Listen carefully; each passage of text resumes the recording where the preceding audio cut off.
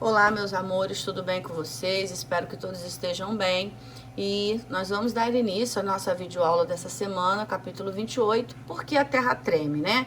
Nós estamos falando sobre o planeta Terra, já tem bastante, né, alguns capítulos, e a gente vai entender um pouquinho sobre os terremotos, como eles ocorrem. Será que tem terremoto no Brasil? Será que eles são fortes? Onde acontece? Enfim, nós vamos aproveitar um pouquinho sobre essas questões desse capítulo. Mas para a gente entrar na questão, nós vamos falar um pouquinho sobre por que a Terra treme. A crosta terrestre é a parte superficial da camada sólida mais externa da Terra, formada por rochas que recobrem toda a superfície do planeta, nas áreas continental e oceânica. Essa estrutura fragmentada é composta por placas tectônicas em constante movimento. Nós já vimos, né, que antes o planeta Terra era uma única placa, que era chamada de Pangeia. Com o passar do tempo, né, a partir dos movimentos do magma, elas foram se fragmentando e formando as placas tectônicas e formando aí todos os continentes, correto? Então, as placas tectônicas, na verdade, elas são falhas geológicas, são falhas geológicas, tá? E por que acontece os terremotos? Terremoto é um tipo de tremor abrupto, intenso, que ocorre na superfície terrestre, graças a fenômenos geológicos que ocorrem na litosfera. As suas consequências para os seres humanos podem ser severas, acarretando a destruição de cidades, paisagens naturais, até provocar sérias catástrofes. A exemplo do desastre ocorrido lá na usina nuclear de Fukushima, no Japão, né? Então, aconteceu esse desastre nuclear devido a um tremor de terra, né? Bom, mas para a gente falar sobre isso, a gente precisa saber como surgem os terremotos, né? Terremotos, como a gente já viu, são tremores, né? Também conhecido como sismos, que ocorrem com consequência de movimentos das placas tectônicas que compõem essa parte mais externa da Terra. Eles acontecem quando essas placas tectônicas começam a se movimentar em locais com essas falhas geológicas ou quando novas falhas são formadas, que são essas rupturas, né? São essas rachaduras nas rochas que podem chegar a muitos quilômetros abaixo da superfície. Essas atividades vulcânicas também podem gerar tremores de terra quando o magma exerce pressão no interior da crosta terrestre antes da erupção. Ou seja, nós vimos no capítulo anterior como que ocorre, né, a erupção de um vulcão. Então, antes dele entrar em erupção, quando ele começa a entrar nessa atividade vulcânica, pode ocorrer esses tremores. Essa movimentação ocorre quando as placas tectônicas elas acabam deslizando sobre a camada do magma que forma o manto. Esse fenômeno natural também provoca a formação de montanhas, dos vulcões e outras modificações do relevo, além de ter sido responsável pela formação dos continentes, segundo a teoria, né, no caso da deriva continental. Aqui a gente está vendo que a ocorrência dos terremotos está direcionada, né, diretamente direcionada ao movimento dessas placas tectônicas, mais especificamente ao falhamento ou a falhas geológicas, né, que significa a ruptura de uma rocha no interior da Terra. Em alguns casos, essa falha nem é visível na superfície, está muito profundo, ocorre muitos e muitos quilômetros abaixo, pois a sua intensidade é tão grande que as vibrações produzidas podem ser sentidas no relevo. Então, aqui a gente está vendo, né, o mapa mostrando todas essas divisões das placas tectônicas e do seu lado direito são todos esses pontinhos aqui onde ocorrem esses tremores, tá? E mais uma vez, assim como os vulcões, a gente vai falar daqui a pouquinho, né, da questão do Brasil ser privilegiado por estar no centro de uma placa dessa. Mas como esses terremotos são medidos, né? Existe alguma forma de medir? Sim, existe uma escala chamada de escala Richter, tá? Então, assim, essa escala Richter é um sistema de medição elaborado por Charles Richter e Beno Gutenberg, utilizado para quantificar a intensidade desses tremores, conforme a sua manifestação na superfície terrestre. Ou seja, de acordo com a sua intensidade, se é um tremor pequeno, se é um tremor mais intenso, se é um tremor muito intenso, essa escala que vai fazer essa medição. Seu limite, teoricamente, ela não existe, mas é comum a convenção de que haja terremotos que ultrapassem o grau 10, né? Ou seja, quando o tremor é muito forte, pode ultrapassar. Porque a escala Richter, na verdade, ela vai de 1 ao 10. Essa escala surgiu para medir não tão somente a magnitude dos terremotos, mas também para comparar suas intensidades entre si, conferindo uma noção relativa à força de um abalo sísmico em relação ao outro. Assim, tremores muito fracos possuem um grau menor e aqueles mais evidentes possuem uma graduação maior, tá? Agora, essa escala, né, ela há duas formas de medir a força de tremores, pela sua magnitude e pela sua intensidade. A magnitude é a medida da potência de um terremoto pela energia liberada. A intensidade é medida sobre o efeito causado pelo terremoto na superfície. A magnitude é determinada pelas leituras dos sismógrafos e pela escala Richter. Em 1935, gente, é bom, né, a gente falar um pouquinho, a escala Richter foi desenvolvida por Charles Richter e Benno Gutenberg, lá na Califórnia, nos Estados Unidos. O cálculo da magnitude do terremoto é feito a partir da informação produzida pelos sismógrafos e convertidas em escalas logarítmicas, sem limites, mas por costume define-se que ela vai até 10. Cada unidade dessa escala representa a força 10 vezes maior que o grau anterior, de modo que o terremoto de 4 graus na escala Richter libera uma energia de 10 vezes maior que o terremoto de escala 3. Né? Então, cada escala ele vai aumentando 4 graus. Por exemplo, abaixo de 2 graus, os terremotos são praticamente imperceptíveis pelas pessoas. E acima de 8, ocorrem rupturas nos solos e destruição de estruturas urbanas. O maior terremoto já registrado na história, gente, o maior de todos, ele ocorreu lá no Chile, em 1960, com 9,5 graus na escala Richter.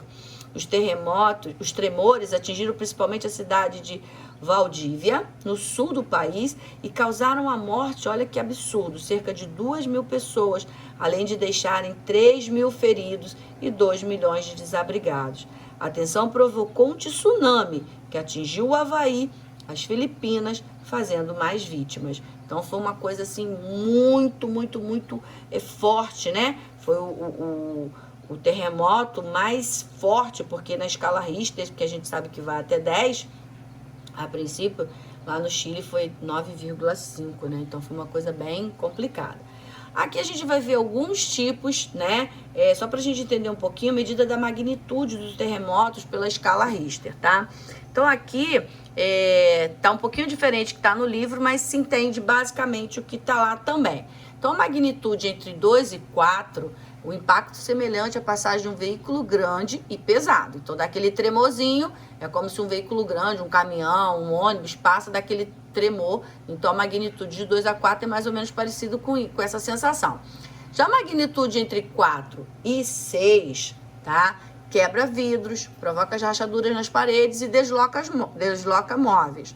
Já a magnitude entre 6 e 7, lembrando que essa comparação está um pouco diferente na do livro, né, em relação aos exemplos, mas os danos são praticamente parecidos. Já entre 6 e 7, os danos em edifícios e destruição de construção frágeis. Magnitude entre 7 e 8, danos graves em edifícios e grandes rachaduras no solo.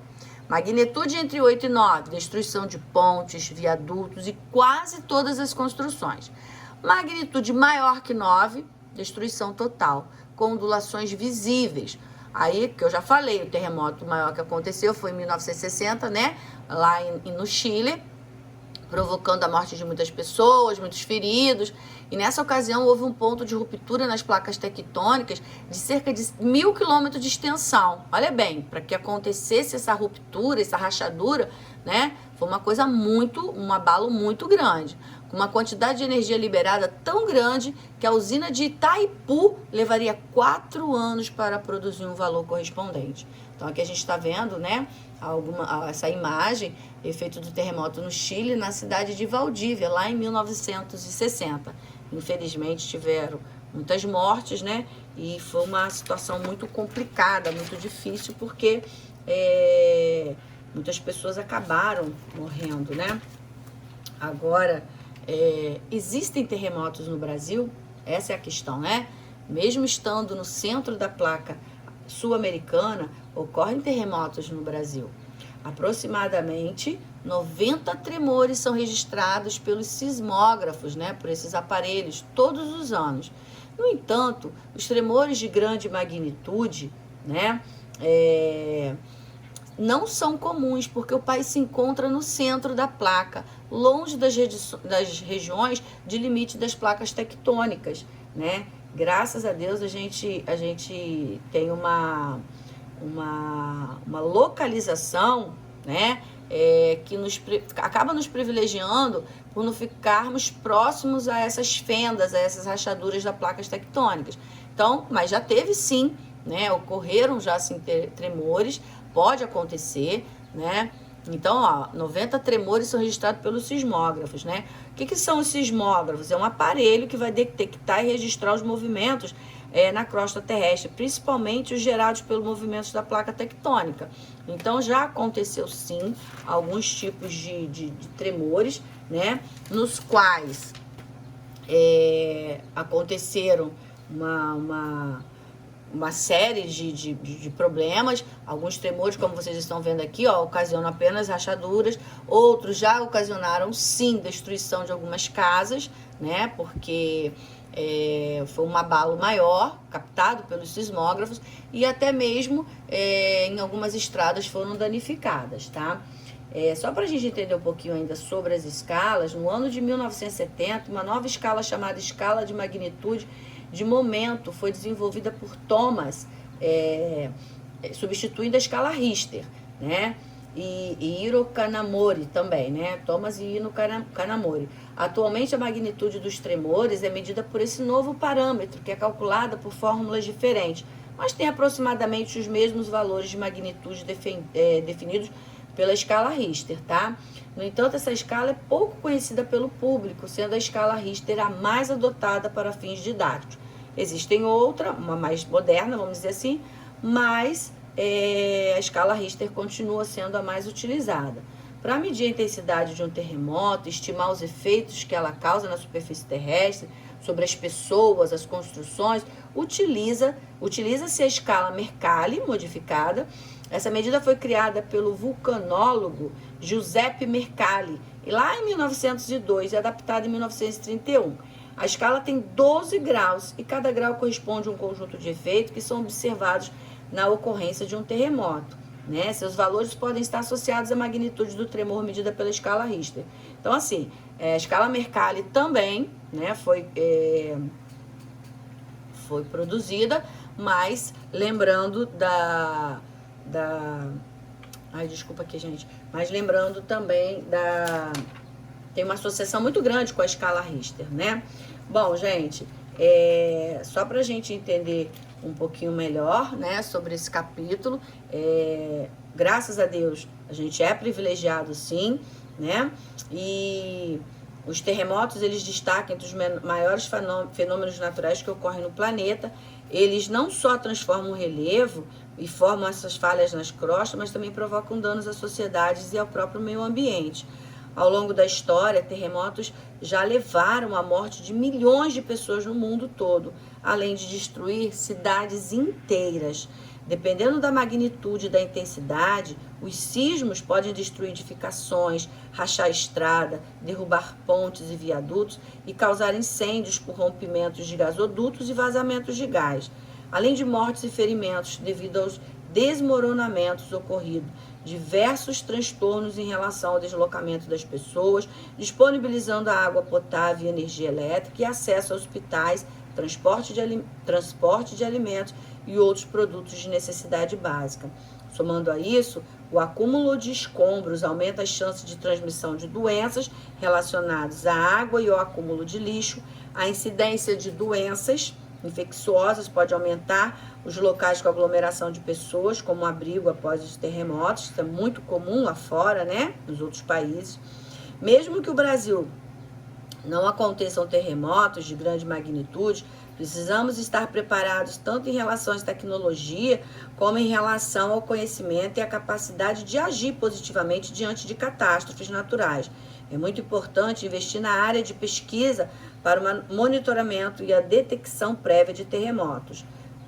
Mas, por enquanto, isso ainda não acontece. É essencial que as pessoas sejam orientadas sobre como agir nessas situações, tá?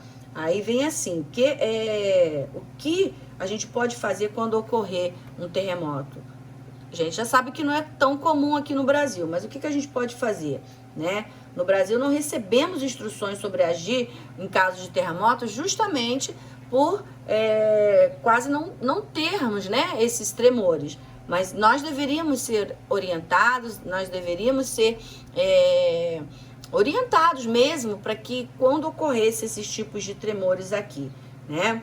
Então, o Centro de Controle de Prevenção de Doenças é um órgão do governo norte-americano que recomenda as seguintes atitudes durante os terremotos. Isso é o Centro de Controle de Prevenção de Doenças norte-americano, tá? Então, o que podemos fazer quando ocorre um desses abalos? Abrigar-se embaixo de uma mesa resistente, ficar longe de janelas e paredes externas, não usar elevadores nesse momento, manter a distância de móveis altos e pesados e de objetos que podem cair e quebrar, não andar na rua, ficar longe de prédios e muros e não parar embaixo de marquises, toldos e pontes, cuidar para não cair em rachaduras que podem ter sido abertas no chão, proteger o rosto e a cabeça dos estilhaços de vidros e destroços, desligar fornos, fogões a gás. Então é muito importante a gente ter algumas noções, né, caso venha acontecer. Mesmo que não aconteça no Brasil, caso você viaje para algum país que de repente possa ter uma incidência maior de tremores, você precisa saber essas regrinhas básicas, né? E depois que o terremoto passar, recomenda-se manter a calma, ficar atento aos tremores secundários. É importante saber que os terremotos são fenômenos naturais e podem ocorrer a qualquer momento. Apesar disso, deve-se ter conhecimento para agir de maneira correta em situações de risco. Sei que não é fácil, né? A gente fala assim como se fosse uma coisa, vamos manter a calma diante de uma situação dessa. Não é fácil, mas a gente precisa manter a calma e agir de acordo com essas instruções, né? Ficar em locais que a gente julgue o mais, vamos dizer assim, que a gente possa ficar mais protegido possível, né? Mesmo que isso não ocorra no Brasil, né? Vocês estão aí em fase de crescer, vamos dizer assim, de estudar fora, fazer cursos, enfim. Então, vocês precisam estar atentos a essas questões e ter o cuidado nesses momentos que podem acontecer, tá bom? Gente, esse capítulo ele é bem pequenininho, espero que vocês tenham gostado. Releiam, façam suas anotações, façam as atividades, façam relembrando e na nossa próxima videoaula estaremos juntos para tirar as dúvidas, ok? Um grande beijo, fiquem com Deus e continuem se cuidando.